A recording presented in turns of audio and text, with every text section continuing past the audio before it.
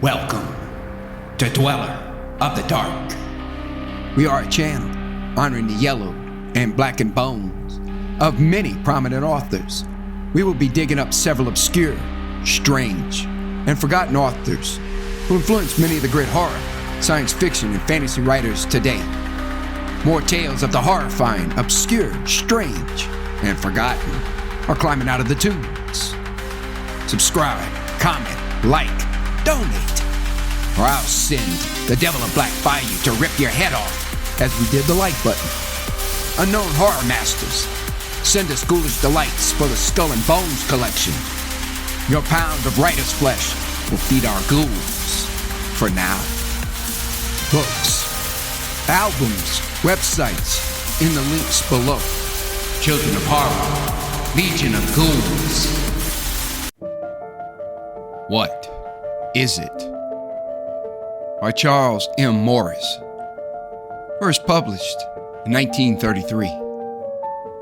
I am almost mad.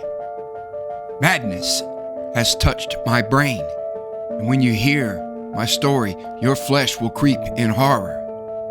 For there is something creeping upon me, which, like the stealthy stalk of a giant cat, comes slowly out of the darkness upon me, then will pounce with an awful swiftness to finish me.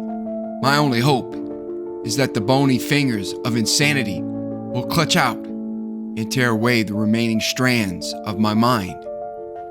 Then I shall become a howling, screaming thing, to be taken, none too gently, away from here. But I am afraid it will be too late. There is something else. God knows I feel fear. It is the torture of fear that has made my mind grow strange. I am in this big, silent room with its dark, crimson drapes and its musty walls. There is but little light filtering through the dim windows. Along the wall stands a low, heavy table. Stretched out upon it is a figure covered by a white sheet. It is the body of my friend, Victor Bedard. He is dead, with a knife in his heart. I have slain him with my own hands. See, the stains of his blood are still on them. Horror of horrors! There is even blood spilled down my waistcoat. We both love Marie, my wife.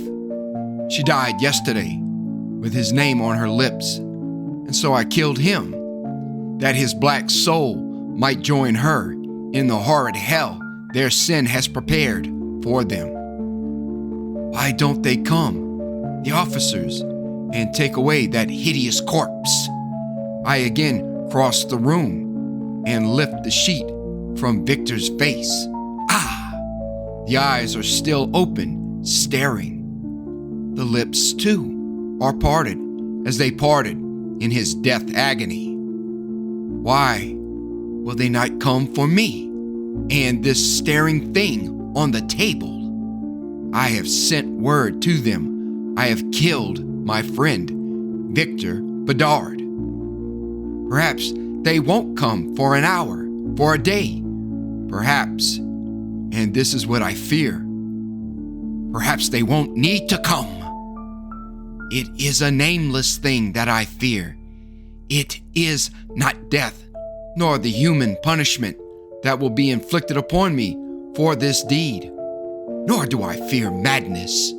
Insanity, if it comes, will be a blessing. It is something else which I cannot name, of which I am afraid. And it is right here in this room with me now. What is it? It is like nothing in heaven or earth. It is part of that foul darkness that borders on nothing. It is a creature from out of the hell of hells that I fear. The room appears empty except for this body and myself. I cannot feel it. I cannot see it. But I know it is here.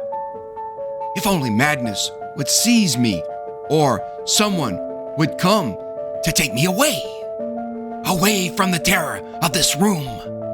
I cannot replace the sheet over Victor's twisted face.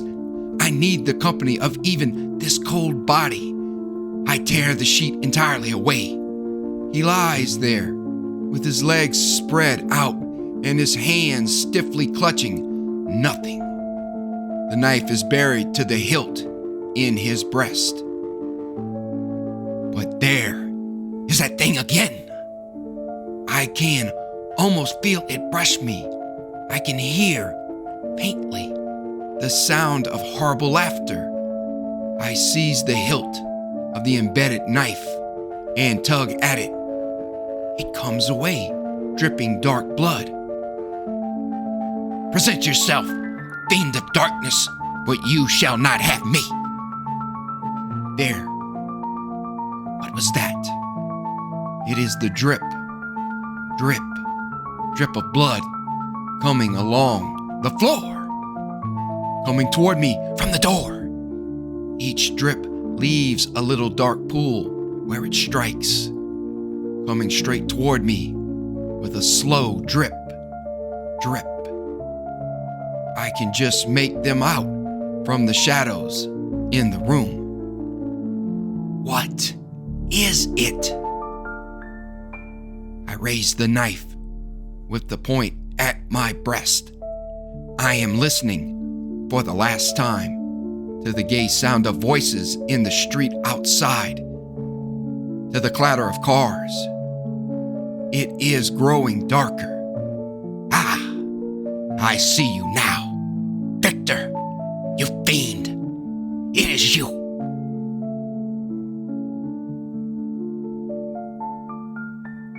Thank you for listening. Have a great night.